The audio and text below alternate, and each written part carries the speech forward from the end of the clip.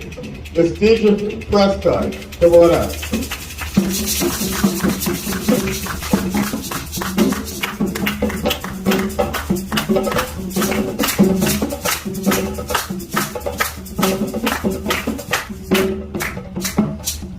Greetings, one and all. I rise today in white, not for show, but in reverence, in remembrance, in readiness. We gather here not simply to look back, but to look through the smoke of memory, through the tears of loss, and into the soul of what it truly means to honor our ancestors. We remember those who perished in the belly of ships, those whose bones now line the floor of the Atlantic. But remembrance is not just about mourning. It is a sacred responsibility. A call not just to feel, but to forge. If we say we honor them, then we must do more than hold ceremonies. We must examine ourselves. Yes, they were enslaved, but were they united? No. Were they always in agreement? No. Tribes warred, lines were drawn. Some even participated in the trade of their brothers and sisters. These are uncomfortable truths. But if we cannot look at the full picture, we risk turning history into myth. And that is not remembrance. That is performance. We must ask ourselves, what have we done with their pain? What have we done with their power? Do we continue the division in new costumes, religion, status, education, skin tone, social cliques? Do we parade our egos and preferences and call it culture, while our communities crumble from disconnection? Or do we begin to act like a people worthy of being remembered ourselves? It is easy to speak of unity, but unity is not sameness. Unity is harmony, each bringing their own strength, their own skill, their own wisdom. And it starts with respect. Respect for what each person carries. Respect for what we ourselves undermine. Not out of malice, but out of unexamined pain.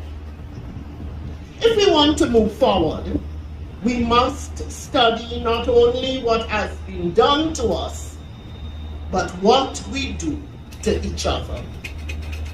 No blaming, no shaming, just truth. Like a master craftsman shaping wood, not out of anger, but out of care, seeking the smoothest, strongest form from a raw piece of history.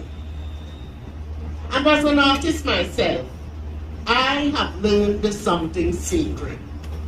Sometimes it is the flow that holds the key to the masterpiece.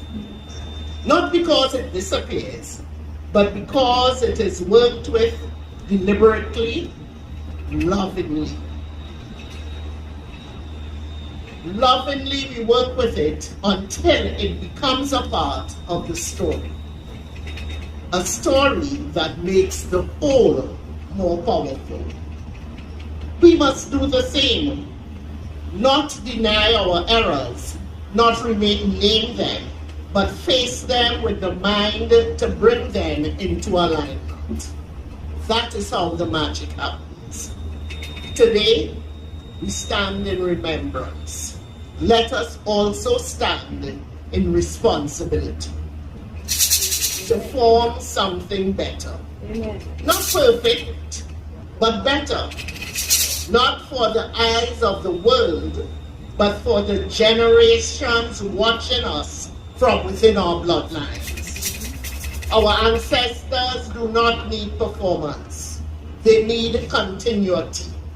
They need us to carry the torch, not just light it.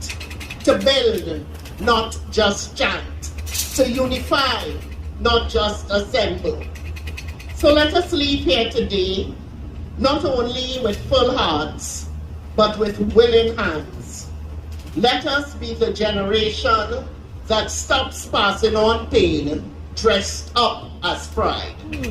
Let us be the ones who stop pretending and start doing with honesty, with effort, with each other. We come from brilliance, from builders, scholars, healers, warriors, and seers. Their blood runs through us, and not for decoration, but for continuation. Because talking about our ancestors without changing how we treat each other is empty. And if we cannot fix what is broken among us, then we are the ones dishonoring them. So don't just wear the cloth. Don't just say the words. Don't just nod when the drums roll or clap when the truth feels poetic. Ask yourself, are we truly standing with each other? Or just playing dress up near the fire of truth, hoping to look lit without being transformed? Because the truth is, it is the pretenders who often do the most damage. Their performance creates confusion. Their egos crowd the path. And they make it harder for truth seekers to find the way. Our ancestors did not suffer for us to inherit illusion. They endured so we can live with clarity. So let this remembrance live in how we lead, in the examples we set, and in the stories we tell, especially when no one is watching. Because if we say we remember, then we must live like it matters.